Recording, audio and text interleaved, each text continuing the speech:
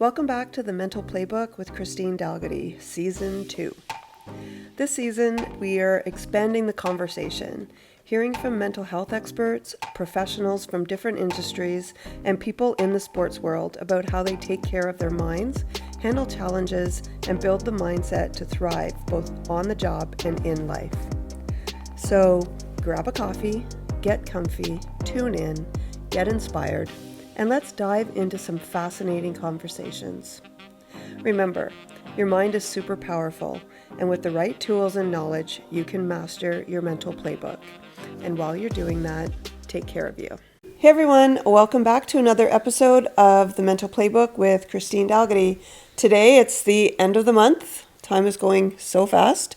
And we are doing a Q&A with Lily, and as always, I don't know what she's going to ask me, but I'm getting kind of used to it now. She pushes me outside my comfort zone, more personal stuff. What I do want to say, though, before we start, is that I just want us to recognize that I don't think it was the last Q&A. I think it was the one before that, because it was before playoffs started, hockey playoffs, that I said that the Golden Knights would be going. Oh, do you have a question on that?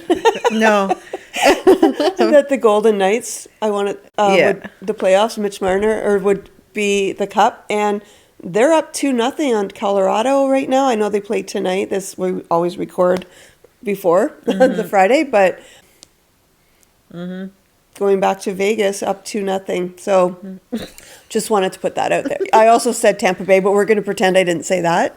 But Montreal, that that first matchup. Yes, 1-1. I was sad last night. I'm not even a Habs fan, but I know people say, these people that get on that, but they're a Canadian team, bring the cup. I get it. People have a hard time with Montreal. They do. They do. I grew up cheering for Montreal because we had Toronto or Montreal, and my family all cheered for Montreal. My brother still does. He's a diehard. And my cousin Jamie too, but so I think it's still a little bit in the blood, but I'm not a huge fan, but I need to cheer for a Canadian team. And I know that most of the teams are composed of many Canadian players regardless, but whatever. It is what it is. Let's do this thing. All right. All right, so segment 1, the warm-up. What's your treat yourself purchase? What's a treat myself purchase? So for Mother's Day, I bought myself a Poppy and Peonies backpack. Ooh. With the teched out case and the little makeup case for a carry-on. Okay. They had a 25% off sale, and I was like, I'm a mom. I deserve this. I'm allowed. So I treated myself to that. I remember my dad saying, we'd try to get him a birthday present or a Christmas present, and we could never, because he had everything. Yeah. And he used to say, I'm kind of at a point in my life, if I want something, I get it. And I was like, okay, but can you not? And I'm at that point in my life that if I want something, I'll get it. And I'm also someone if I have some money in the bank, my bills are paid, if I want new shoes or whatever, then I'm going to get them. Yeah. Right? So it's something like that. But I'm also somebody who never, if I want it, I get it, but I wait till it goes on sale. Oh, okay. I'd never buy full price anything ever. Really? Yeah. I struggle with that. Yeah, never do. That's good. All right. What's one of your pet peeves? I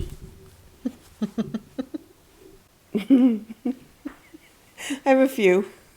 I think one of my pet peeves is when I go to a sporting event, like let's say I go to a Sens game and they're playing Florida or Carolina, like whoever, they're playing, and somebody's wearing like a Vegas jersey, or a Toronto fans often wear Toronto jerseys regardless of who, but that drives, it's Pet peeve. It's a pet peeve, yeah. It drives me a little crazy, but it's a pet peeve. Like, I'm like, why? I question that also. Like, I asked my boyfriend the other day, I was just like, why do people, like, I kind of get it if it's, like, you're trying to wear, like, an Ottawa jersey of some sort. Yeah. But, like, when you're completely different Yeah. areas? Yeah. But okay. And it's not like I know right now I've seen like people at the Blue Jays games wearing Montreal Canadiens jerseys. Yeah. Which wearing a Montreal Canadiens jersey in Toronto is a little bit Yep. I was gonna ballsy. Yeah. I think that's okay to say. But yeah, so I mean they're in the playoffs, there's that, but like in the middle of the regular season and I go to a game that they're playing against and it's like, Yeah, I don't know. I don't know. I don't get it. So that's a pet peeve. Yeah. Also, people that drive slow in the fast lane is a pet peeve. Yeah. Anyway. Cool. Yeah. I have a few, but you just asked for one. Yeah. So. What's a trait you value more now than you did 10 years ago of yourself? Of myself? Yeah. My ability, I guess the trait would be understanding and tolerance, but it's really helped as I get older because it's like more solidified as I get older to just keep my peace. Like things that, I mean, I know we just talked about before for the session, sometimes I like vent or I was just like, oh yeah, and this happened, but it's not like people get really upset about things. And I just really have this ability to, I'm like, okay, you know, and it's not dissociation or anything. I don't get really upset about things. Somebody hurts my family, I'll get upset. I get ticked off. I'm human, but I don't let things, or if I get upset, I can very quickly bring it down and chill. Okay. So that's a trait that I've always been like that, but as I get older. Like you're more appreciative of it. Yeah. Yeah. And I am Aquarius too. And Aquarius people are very good at just like, all right, bye-bye. And then carrying on. That's good. But yeah, it's also, I've learned that skill trait in doing what I do too, because I can't carry a lot of stuff. Yeah. That's fair. Good. What's something you notice about people immediately? Like even if you don't know them? Something I notice immediately, I can look at somebody and know if they're going through something or if they've just been through something, or I can see it in their eyes. Okay. And I might have been known a few times when we went out after a few drinks to go up to some people and say, "Are you okay?" Yeah. And I did it one night with my friends. There was a couple of young guys, and I was just not like watching them creepy, but it's a job hazard. And I could just see the way one was interacting with people. And I was like, just sitting there. And then after a few drinks, I went up to him and I was like, I'm sorry, this is going to sound really creepy, but I've been kind of watching you and it's what I do. I can see, and I think that you've just been through something. And he goes, yeah, I have. And I said, I have a feeling that you just went through a breakup and these guys are trying to get you to be with somebody. And he looks at me and goes, I literally broke up with my girlfriend of 6 years 2 weeks ago, and my friends brought me out tonight because they wanted me to hook up and, you know, and he's like, are you a psychic? And I was like, no, I'm a psychotherapist. So I can, like, even from across the room, I can see. And that night, I think I did it 3 times. And my friend Sue's like, do you want me to find someone else for you to analyze? But it was funny because then that guy, one of his friends, like, okay, what do you see with me? Yeah. Right? But that is something I can see in people's eyes Okay. what they're hiding. Is there like a tell, or is it just like you have this feeling? I think I've just done it for so long. And even, I mean, in my personal life, I mean, okay, I was out at a bar and I had a few drinks when I did that, but usually I just keep it to myself. Okay.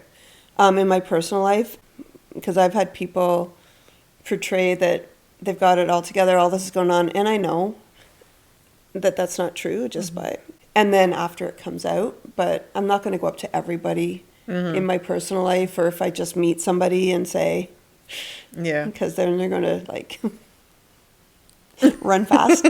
I can also tell when people are lying. Okay.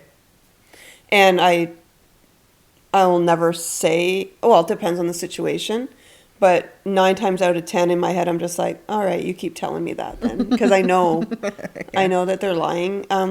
So those are a couple of things that just, even if I don't know somebody. Yeah. I'm a pretty good judge of people. Again, I think it's because of what I do. Yeah. Like I can have a pretty good sense of what someone's going to be like Okay. and how to approach them. Good skills to have. Especially as a therapist. Yep. That like sometimes clients will come in my room and they'll walk in and they always say to me, how's your week going? How you doing? Right? And they'll be smiling and I'll look at them and be like, not about me. Something's going on. Like that. Yeah. And then they're like, ah, you always know. Masking doesn't work with me. Yeah. They want to ease into the conversation. You're like, nah, let's get into it. I see this, and I see it in their eyes. Okay. Your eyes tell A lot, stories. yeah. Yeah. What kind of people make you feel energized? Genuine people make me feel energized.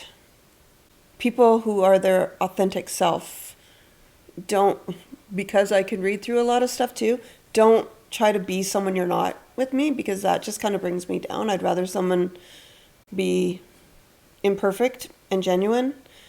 People that listen to me too.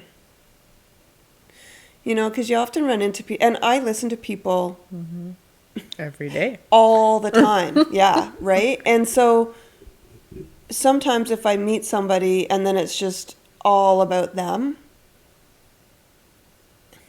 not that I open up and tell people all about me all the time, but you know, the people that ask you a question and then you answer it and then it's all about them. And so that doesn't energize me, but someone where it's a reciprocal, there's reciprocity in the conversation. And I know that I'm guilty sometimes. I just said this to my friend the other day. I had 2 of my best friends over last Friday night at the long weekend, and we started to talk, and then I was just like, you know, and then they texted me after to thank me for having them over, and I was like, I apologize. I said, sometimes like I keep everything in so much and I hear about everybody else's stories that I monopolize the comfort, and I just kind of like verbal diarrhea, right? Like, and they were, Connie was like, no, you listen to us and help us with everything, and you need time to get things out too, right? But then I always feel like It's so interesting because when I was working as a personal trainer at my old job, like you typically a trainer, it's like you listen a lot also, like you did, and then so then when as trainers I would hang out with some, I was just they would talk so much about like their life and what's happening, and I was like, this is so interesting, because I'm like, do you guys do this with your clients? But then I kind of learned that I'm just like, no, they're always listening. Always so listening. For you guys, it's the same thing. It's like you're constantly listening. That you need to. At one point, it's just like you let out one word, let's say, and then it's just like all out, which is that's you right. need to do sometimes. That's right. And I'm constantly listening, and I live alone. Right. So I come home from work now. When Danica's home from school, she comes in every night to see me after she leaves. She works at the office in the evening, so she comes every night. But I come home from work and I sit here by myself. Yeah. Right? So, Excellent. but yeah, energize someone who's genuine and authentic and makes me also feel valued. And Okay. Yeah. That's good. All right. First half. So, segment 2, some listener questions. Number 1 here. So this is a listener question. Why do I think negatively about a potential event before the event actually happens? So I'm guessing the event is going to happen, but they think negatively. like not wanting to go and stuff like that. Yeah, or just like assuming that like if they know somebody's there, they'll be like, oh, this is going to happen like this. Yeah. And then they actually go, and then it's just like, Yeah. it's not that bad. Because anxiety is about the unknown. And anxiety doesn't have to be disordered anxiety. We can have an anxiety about an event without having a diagnosis of anxiety, right? Every human has anxiety from time to time. And so often it's either we don't know what the event's going to entail completely. We don't know what's going to happen. Sometimes, if I'm going and I don't know how to get there, I have this like, maybe I won't go. Maybe, and it's like you have navigation in your car, right? But it's just that, or you don't know where to park, or you don't know that kind of stuff. But your nervous system, if it sees a threat, so if there's someone that's going to be there that you're not sure, the nervous system sees that as a threat. If you don't know where to park or how to get to the parking lot, your nervous system sees that as a threat. And so anxious thoughts, anxiety is actually your nervous system, your brain trying to protect you by pointing out all the things that could go wrong. So if it's something that you've never done before, you have never been to the place, there's someone there that you're not sure about, or there's new people, you don't know anybody, any unknown is going to trigger the nervous system, and then you're going to get all these questions of, either questions or like pointing out things that could go wrong, or reasons why you shouldn't go. Yeah. Avoidance and escape is number one behavior for anxiety. Yeah. Is there like something you can do if that like seems to appear? Like, is there one thing? You can pull out the facts of the situation, right? Is it my opinion that I'm never going to find a parking spot or whatever, or is it a fact? Well, it hasn't happened yet, so it's not a fact, right? And so then, or if you've never met anyone, or that person, whatever, someone's going to be there. It's your opinion. Anything in the future is your opinion, not a fact. So pull out the facts. What do I know to be true right now? I don't know where to park, but I can Google it, right? I can look it up. I can use GPS. I've never met some of these people. Okay, well, is there another time in my life where I met new people? Oh yeah, and they're my good friends now, Yeah. Or it was horrible. Okay, what did I do? What did I do to feel better in that situation? Yeah. When it's the future, there's usually what ifs. And we never say, what if everything goes well? We say, what if everything goes bad? So I always say to my clients, the first thing you do is say, okay, what if I can just pull in and find a parking spot? And then go one step further and say, okay, what if I can't? Then back to those things I said. Has it happened before, and how did I fix it? Yeah. Or did it go well last time when I was nervous about it? That kind of thing. Yeah. How do you rebuild trust in yourself after ignoring your gut for a long time? Okay. I think the first thing you need to do is ask yourself why you ignored your gut. Because, your gut is intuition. And so if you're feeling this intuitively, what made you ignore it? Was it fear? Was it somebody else telling you to ignore it? Was it because, something bad happened before with it? I think you have to identify those first before you can build that trust. Because if it was somebody else who was saying, don't listen to your gut, I think we need to work on trust in that relationship first, or work on looking at why we're listening to other people and not ourselves.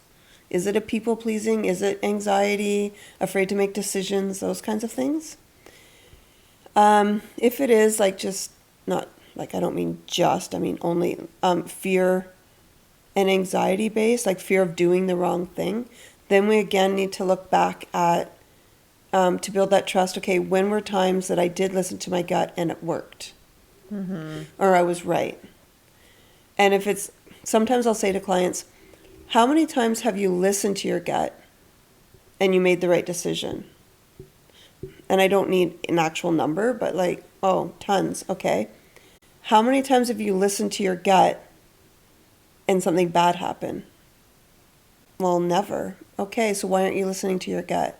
Right? So we really, like, we dig in and we challenge the whys. And if you can establish all these times I listened to my gut, it was right, then you can start to build that trust too. Because again, you look at the facts of the situation. Yeah. If it's somebody who is kind of leading you astray or saying not to, then let's look at that relationship. What is their motive for you not? What are they getting out of you being stuck where you are?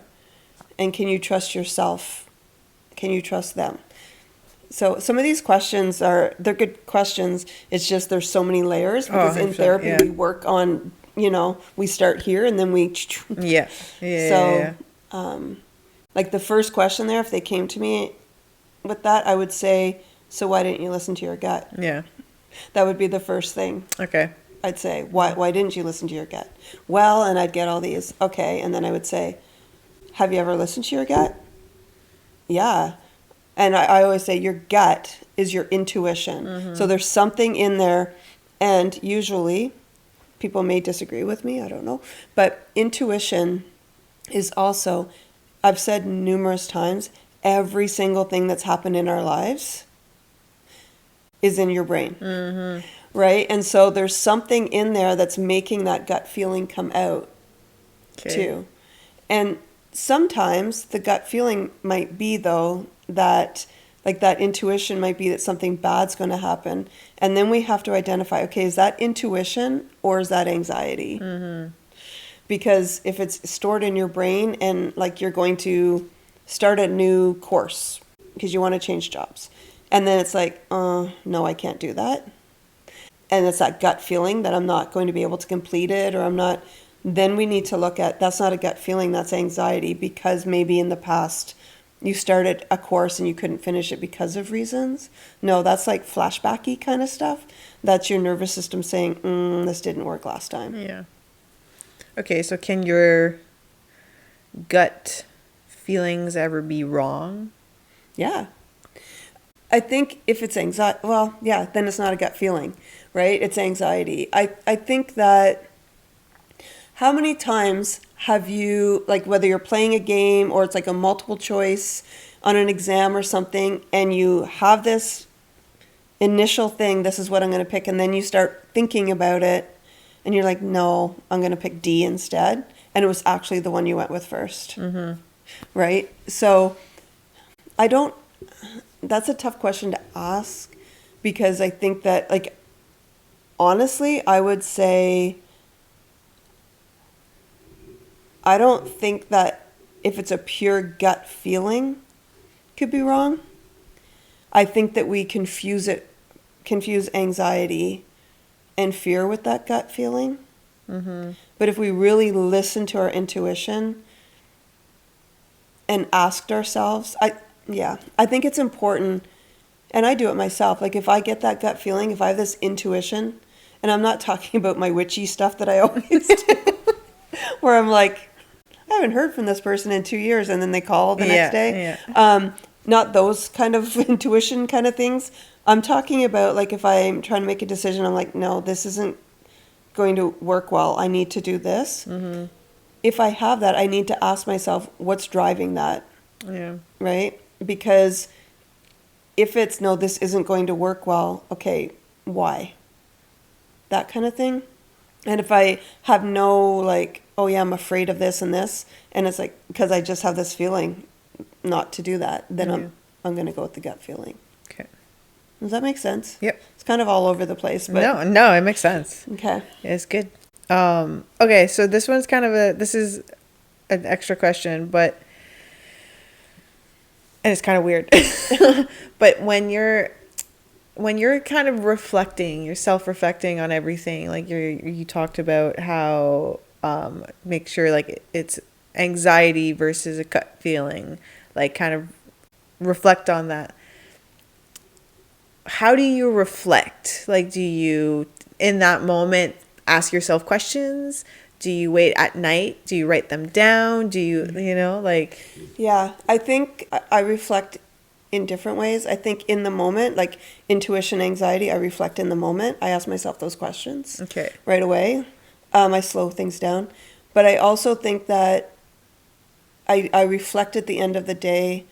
Sometimes I write things down, but usually I just kind of sit with it. I reflect at the end of every day. I reflect on my sessions. I reflect on how I handle things in session.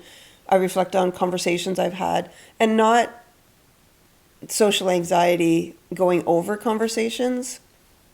Like if I've had conversations with one of my staff members and they've asked me questions, or I've asked them to do something, or I reflect on my approach and stuff like that to make sure that it's not coming across as which I don't usually anyway, but did I do that the way that was going to be effective, that kind of thing. Yeah.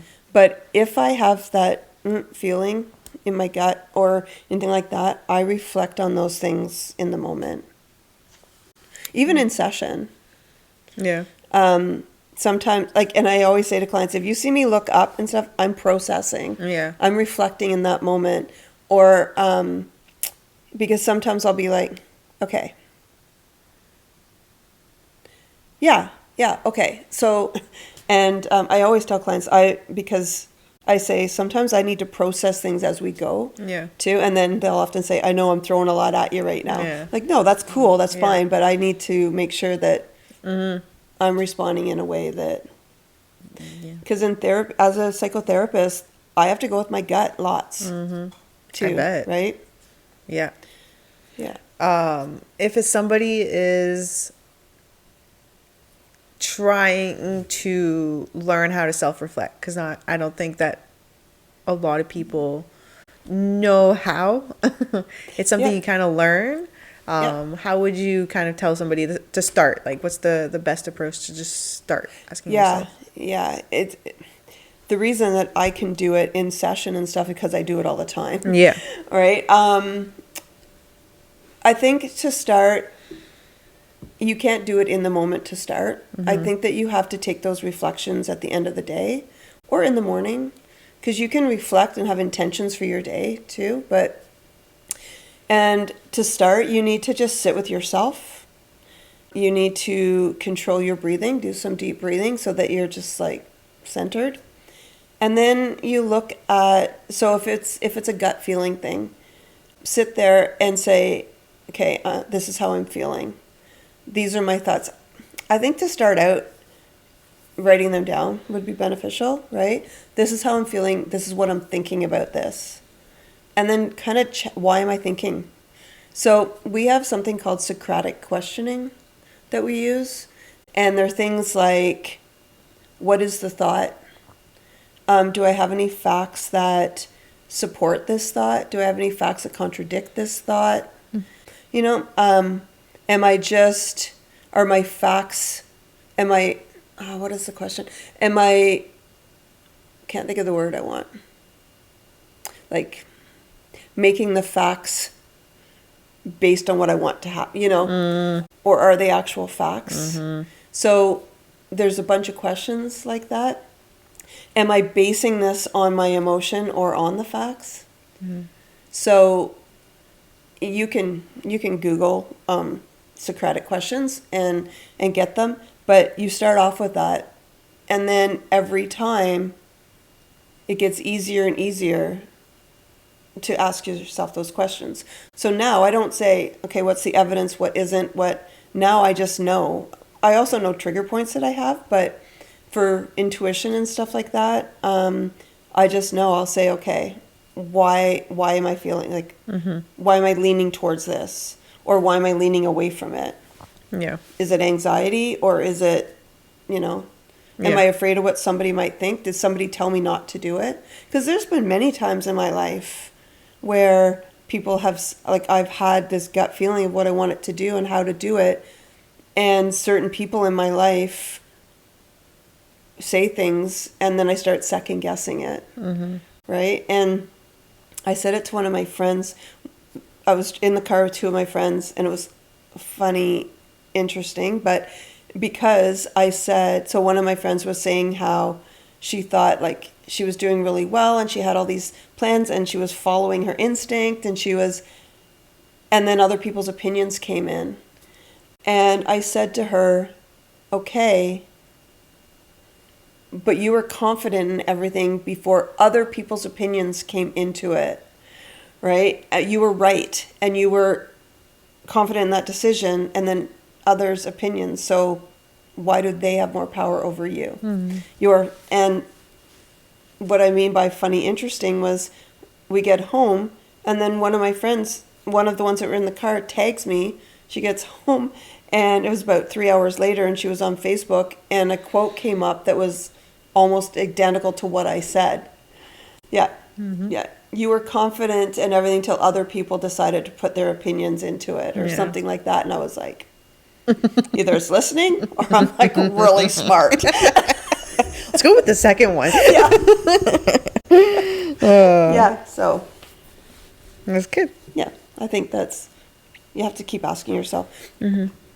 Stick to the facts. Yeah. That's how you self-reflect. That's how you reflect on intuition and stuff. Yeah. Self-reflect is also, I mean, it's sticking to the facts, but self-reflecting is a little bit different in the sense that it's like, how did what I said today impact the person I said it to? Yeah. What was that person's behavior? Or if it's, I say often, because there's people in my world too who blame or get mad at other people. And I often say to myself, I think you need to do a little bit of self-reflection to ask yourself, why didn't they tell you? Why didn't they? Right? If it's a consistent behavior, they're not telling you things or they're not, why? Are you judging them? And so we have to do that ourselves. And, okay, why did they tell everyone else and not me? How do I interact with, do I judge them? Because if that's what you're doing, they're not going to tell you. And I don't tell certain people things because of that.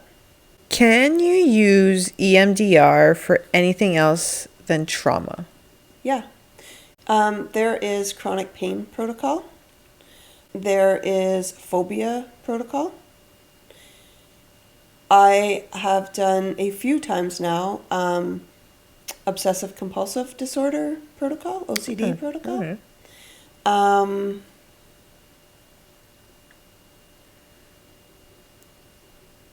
You can do it for anxiety and depression, but most of and some people do, but most of what I do and most therapists that do EMDR that I know, colleagues that I know, do it for trauma, phobias, and OCD.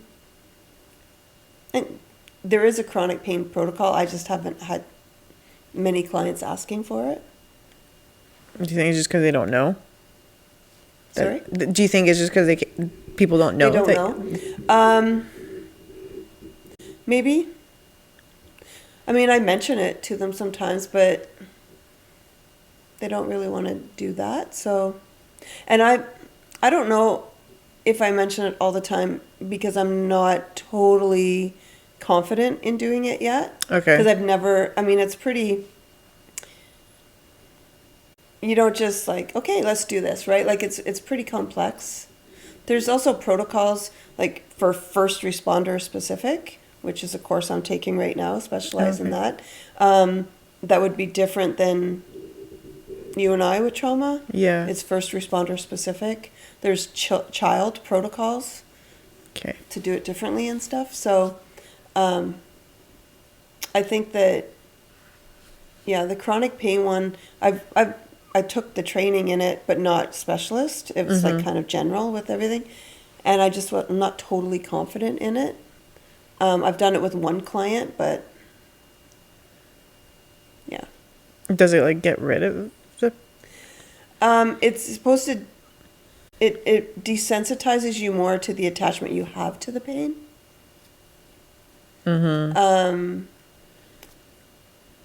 I don't think that it gets rid of the pain totally. Yeah. Because chronic pain can, we talked about that, right? The physical aspect of it, the mental aspect of the physical can be so, it takes that, it's like, okay, this is happening instead of this is happening every day kind of thing. Okay. Yeah. Interesting. All right. So, last podcast, no, the first trauma episode that we did, we had a comment, and I think we should bring it up. Okay. I'm going to read it. I think we should. Yeah. Okay, so this is what this person said. Is it just me? I feel you both are talking of a very sensitive thing like trauma, and I find the little giggles and laughs as not sensitive. And she said, beautiful presentation though. So yeah, appreciate that. Yes. Yes. And I appreciate that comment too, because I didn't see the comment as negative. I saw it as a genuine comment because of the stigma and mindset we have towards many mental health issues, right? That it should always be somber, and it is a very sensitive topic. I don't think that laughing and giggling during a podcast is insensitive. If we were laughing and giggling about, if I mentioned a client and what they were going through and started laughing about that, that's insensitive. But people deal with things using humor and laughter. And this podcast, I've said it many times, the content can be very heavy. And I don't want people watching and listening to our podcasts and needing a therapist, right? So I think that I watched it over after that too. And I think that the times that we laughed and giggled were times that I said something and then corrected myself, or it was more about me or you, or I don't find trauma funny. I don't find what my clients go through humorous at all. But if I don't laugh and giggle sometimes about things that, the lighthearted part of it, that's very heavy for me too. And just so people know, the people that are doing trauma therapy in session will crack jokes and then we laugh, right? That's part of their healing too. And it's not, while they're talking about the trauma, it's not like we're laughing and stuff like that. And then the second, because we recorded the whole trauma series on the same day. And the second part where I told my story that I hadn't told anyone, I laughed a few times in that. And that's my trauma. Yeah. Right? And that's not being insensitive. That's I told you too, when I watched the second one, I saw how many trauma responses I had in that, that I wasn't aware of. And I often comment about how clients aren't even aware of the trauma responses that I see in trauma therapy. And there were so many, as I was watching it, I was like, ooh, oh, Christine, there's one, right? And see, we're laughing, right? But it's, things, my client did it the other day, and I told them that when I was doing the podcast, I did it. When you're talking about the trauma and you feel it starting to come in, and I felt it coming in, talking, and then I'm like, I swallowed hard and I went, okay, anyway, right? Or whatever, anyway. That's not being insensitive. That's what trauma response is like. Yeah. Right? So I appreciate that comment. Absolutely. I don't want our listeners to think that we're being insensitive. This is, and I'm not desensitized to it either. I was just going to say, this is what I do, right? In session, it's very professional, but we laugh. And our podcast is about teaching people, but not making it doom and gloom either.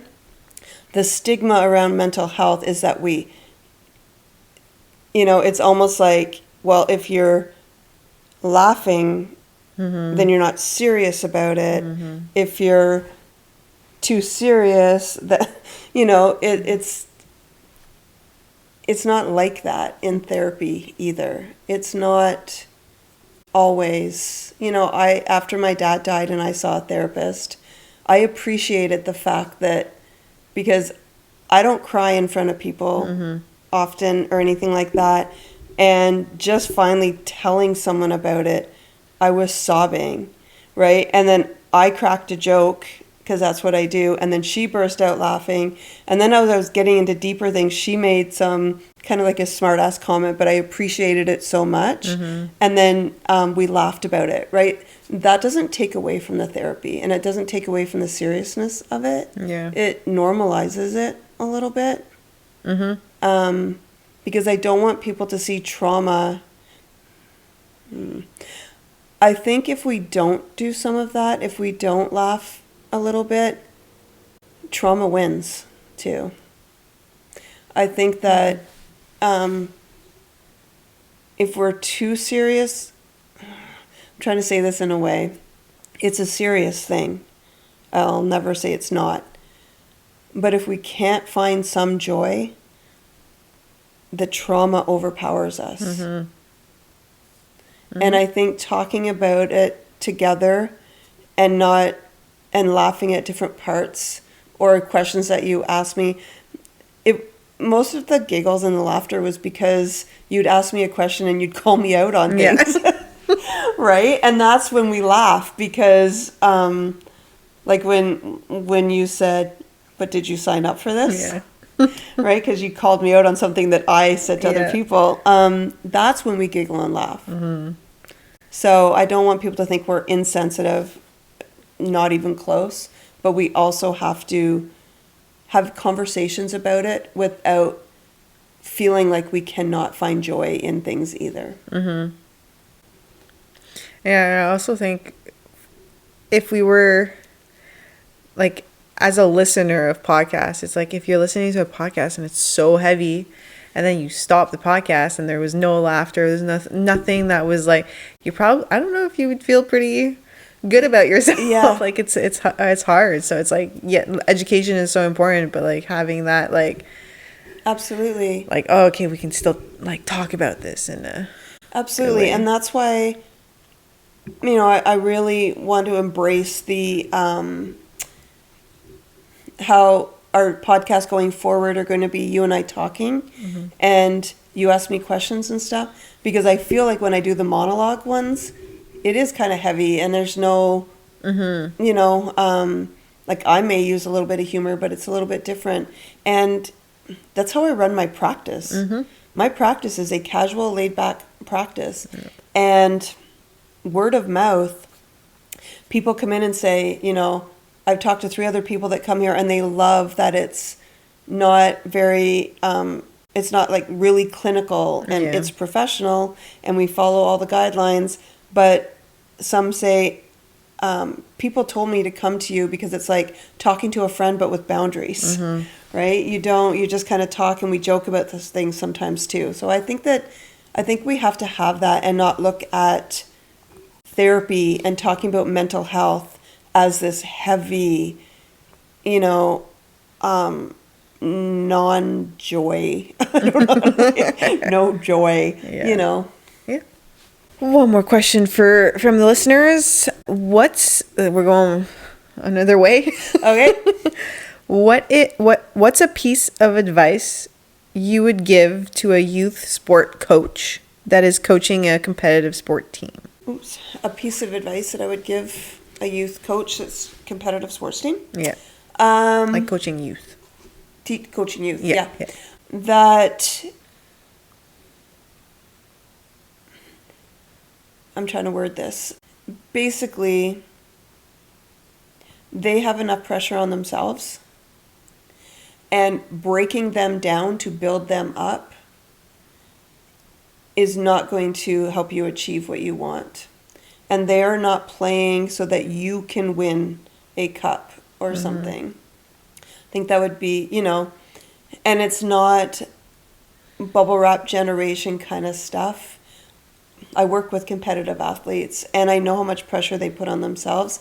And I also know some that have had coaches that have come to me and have had coaches like 17 years old kind of thing, where the coach just tore them apart and told them that they were doing this to build their character and build their resilience. And all it did was wreck their confidence and stuff like that. Yeah, and I've also had,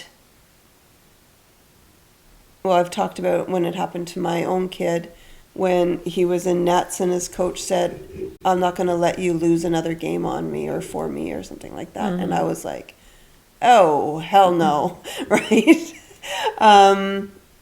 So I think that, that would be the advice to just, it's hard to, it's what I'm trying to say, because I know right now so many people say, we coddle our youth, we coddle, and I'm not saying that at all. I also played competitive sports my whole life, and my kid did, and I remember he got hurt and a mom saying to me, are you going to go out there? I'm like, no, his coach can take care of him out there. I'm not running on the field. He was 16. He would have punched me in the head. But I never would, right? That's, I just think I'm like all over the place with this. We need to understand the pressure that they already put on themselves. And we need to take some of that pressure, not take it off them, because I think that pressure is also motivating, but not add to it, right?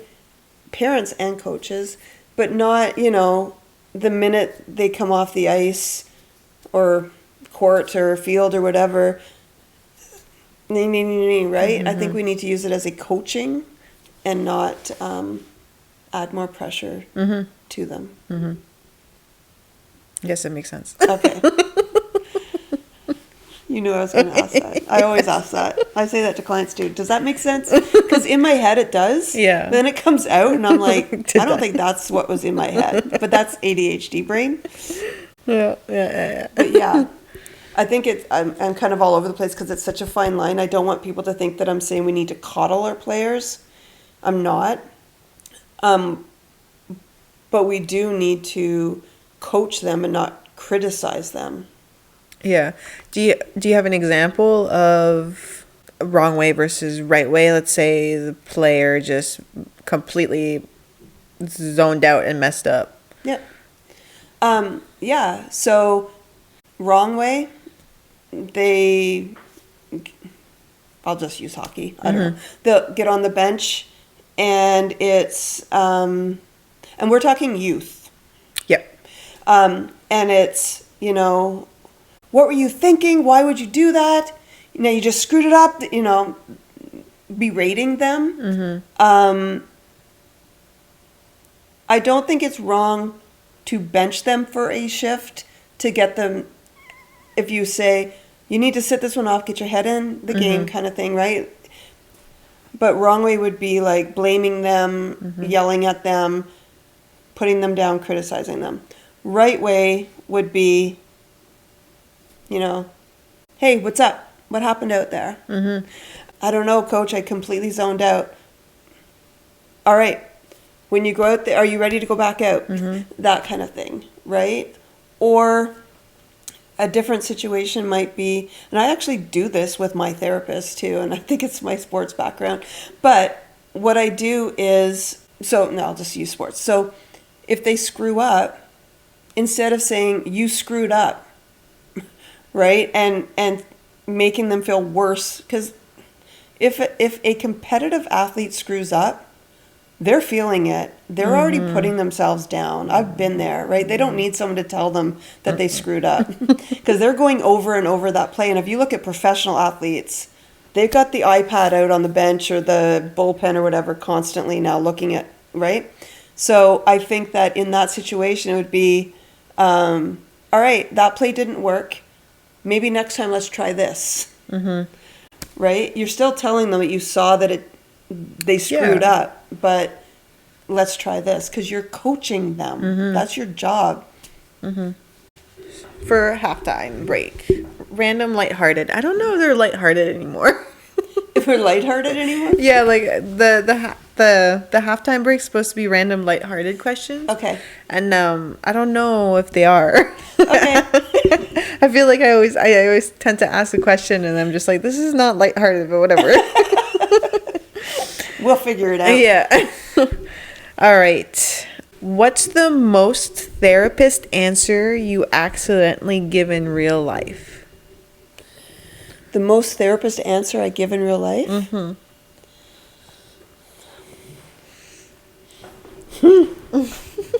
I'll often say, do you mean like if someone asks, like answer I give for myself, or like if someone's my niece is talking to me or something? Yeah, your niece and is I just talking. kind of, okay. Yeah, you just... I often say, okay, but what do you know to be true? Or I'll say, all right, just bring it down. I do that all the time with my friends too.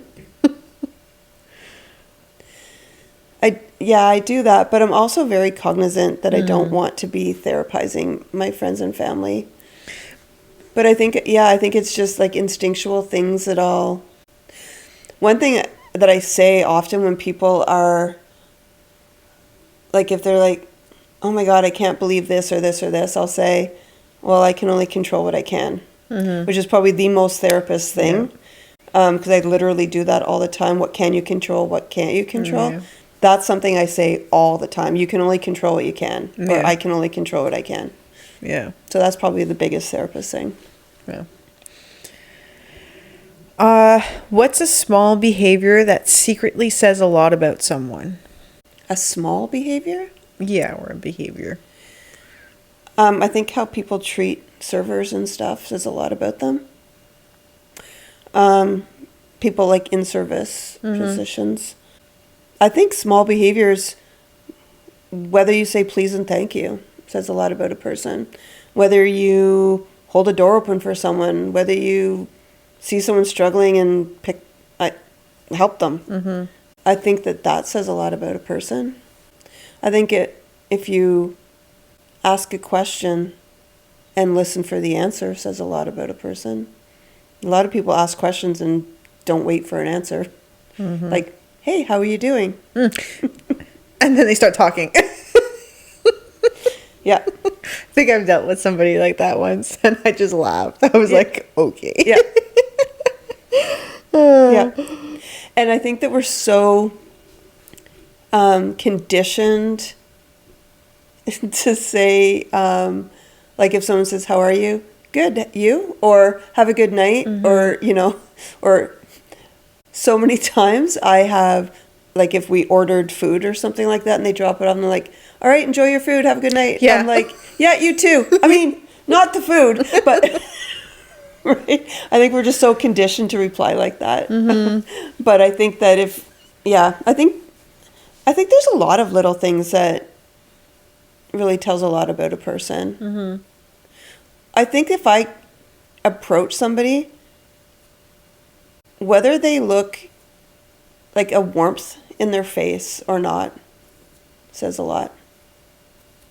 Like, just, like if you walk up to somebody and they smile, there's that warmth, right? That I think says a lot about that person, that they're maybe confident or kind or open. There's more that's more open than if I walk past somebody and they look at me and then look away or don't look at me at all. yeah. I'm not going to approach somebody who doesn't look at me at all or looks at me and then looks away. Yeah. What's one thing people misunderstand about confidence? Confidence doesn't mean that you have it all together or that you have all of the answers. It means that you can tolerate fear, the fear of it.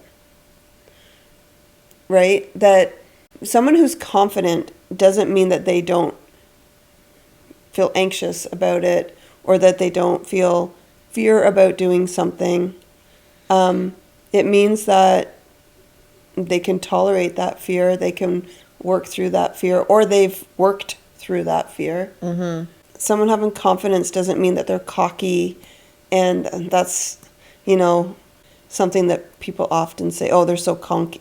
I was going to say confident and cocky. Oh, they're so cocky. They think so highly of themselves. No, they're just really confident in, you know? Yeah.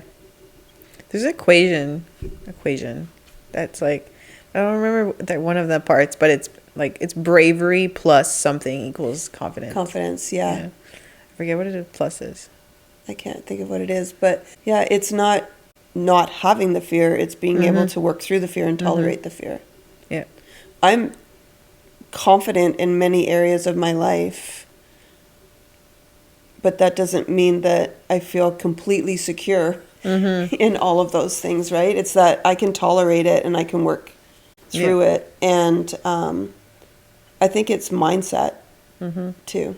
Being able to push through the fear is what I was trying to think of. And do it anyway, kind of thing. Yeah. And I don't mean push through the fear like, oh no, I'm not, I'm going to ignore it and dissociate. I mean, okay, this is the fear, and these are the reasons why I know I can do it, and pushing through that. Yeah. Why does everyone think they'll finally get their life together? Like, quotation mark, finally get their life together. Finger quote? Yeah. On Mondays. I have no idea. No, I'm just kidding. I think that we always have to have a starting point, right? I will get everything. I'll wait until January 1st. I will wait till after Christmas. I will wait till my vacation's over. I'll wait till the kids are back in school. I'll wait, right? Wait till after summer when things start to slow down. I think that Monday is the start of a new week. And we just think that we're going to get it all together. We're going to start fresh.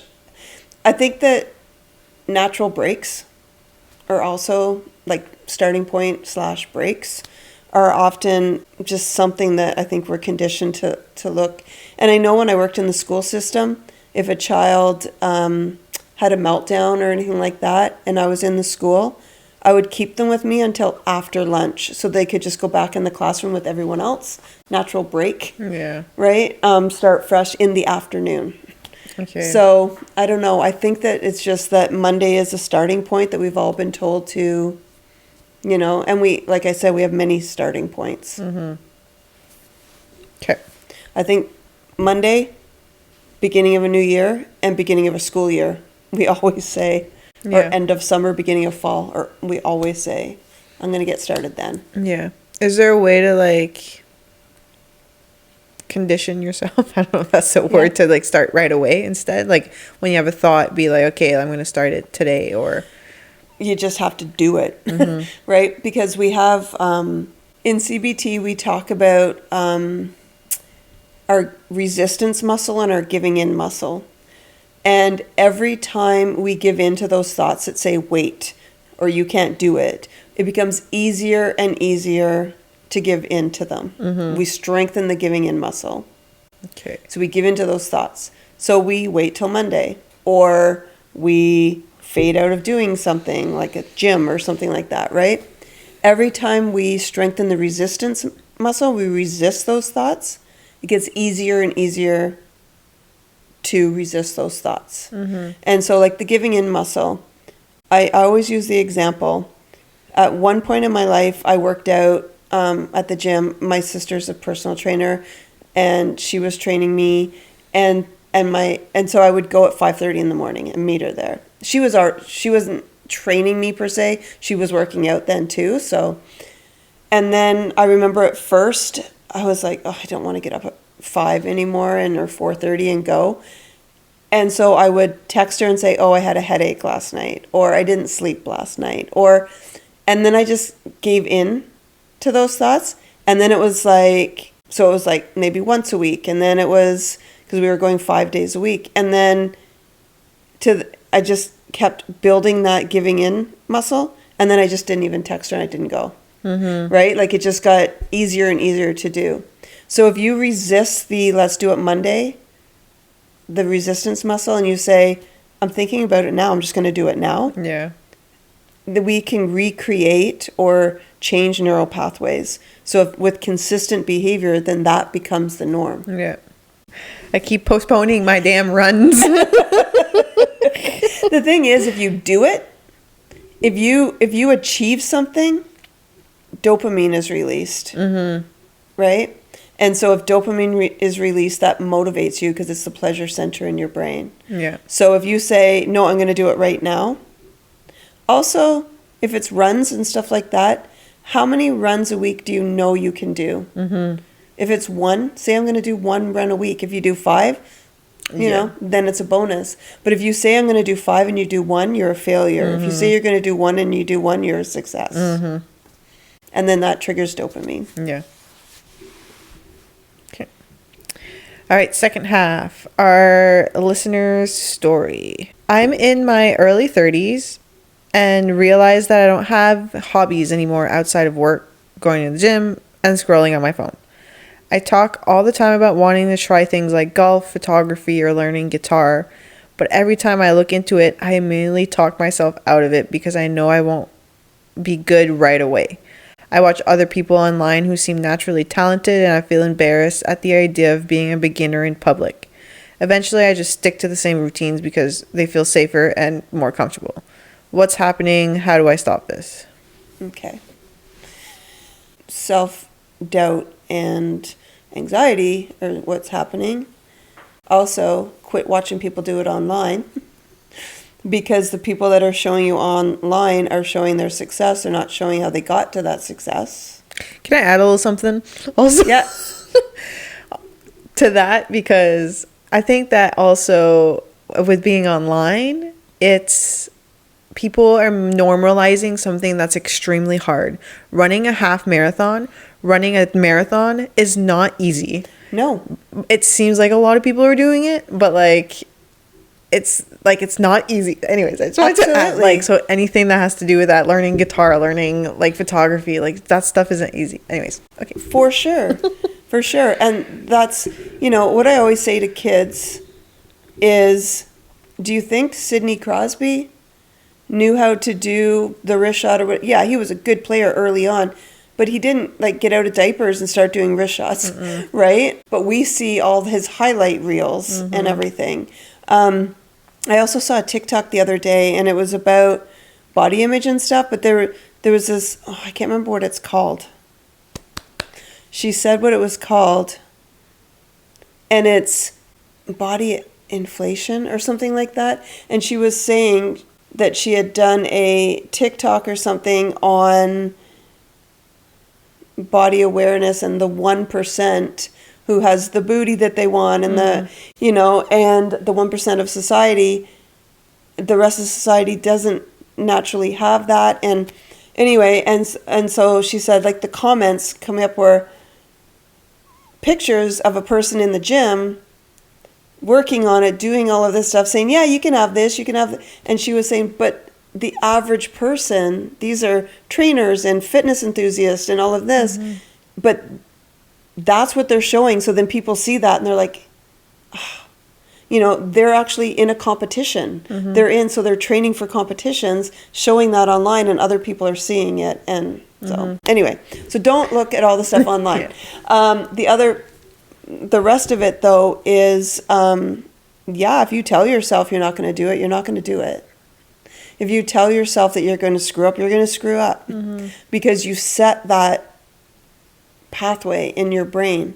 So also, I think that the pandemic and during that time has made it really difficult for people to go outside their comfort zone and join things, even this many years, 6 years later. So pick one thing. Bring a buddy if you want, a friend, to make it, accountability, but also fun. Yeah. So that familiar, you'll know somebody. Once you start doing it once or twice and get, or not once or twice, a few times, but again, dopamine if you achieve, serotonin when we have a purpose, oxytocin when we're around other people, if it's a not an individual thing. And pulling out the facts again at the fact that nobody starts something for the first time and excels at it. Mm-hmm. And all the people that you see online that you're looking at aren't showing the process. They're showing the final product. Yeah. Essentially. Yeah. Segment 5, overtime questions. I'm changing it up again. All right. Just for fun to see what we like better. I hope this makes sense. So I'm going to say a word, and then I want you to say the first thing that kind of comes up into your head. Word association? Yeah. So, and then Okay. kind of go and talk put me on about the that. spot. No, but like, you don't have to rush it. It's more just like, if I say this word, it's like, oh, what's the first image that almost pops up to your head? Okay. Right? And then we can talk about it. All right. So first one, selfishness. Narcissism. Like that, you mean? Yeah. But like, let's talk about it. We can talk about it. Like, why? Why? Okay. You know? Okay. Selfishness. Because like you went way into you went narcissistic. Like, Yeah, that was far. which makes sense. And the reason I went there is because, ironically, people that think they're doing stuff for themselves is selfish and narcissistic. So selfishness, I think of somebody who puts their needs before another person. Self-care is not that. That's what I think. When I hear selfishness, the first thing I go to is what clients say all the time. That, yeah, but if I do that for myself, that's selfish. No, are your kids not eating and stuff because you're going to the spa? Like, Yeah. right? Or setting limits or whatever it is. So that's Yeah. what I think of selfishness. All right. Number 2, depression. Depression.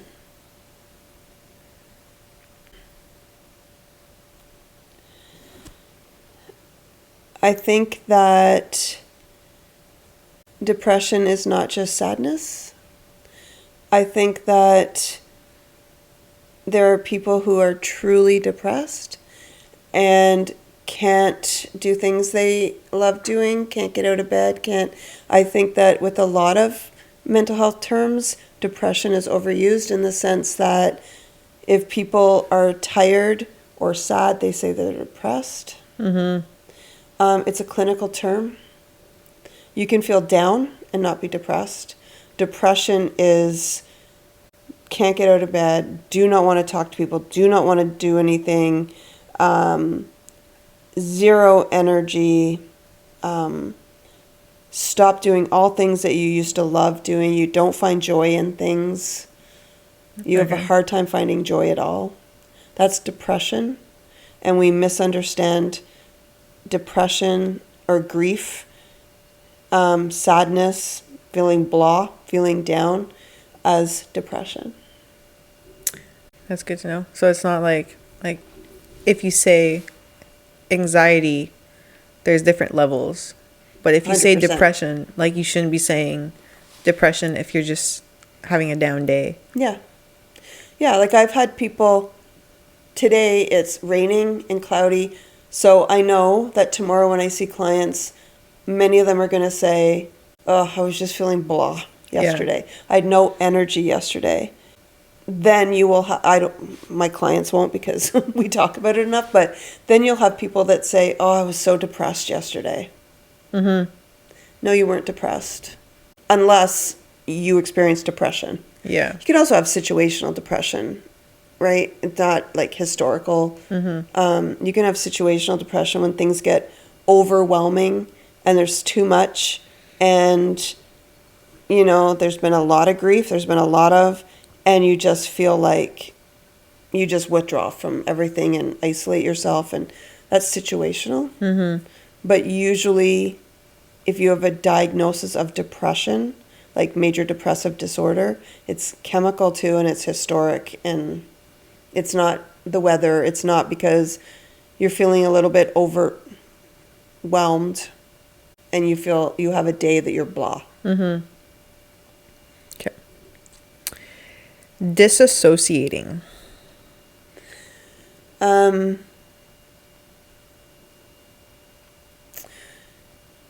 So when I think of that word, I think of trauma.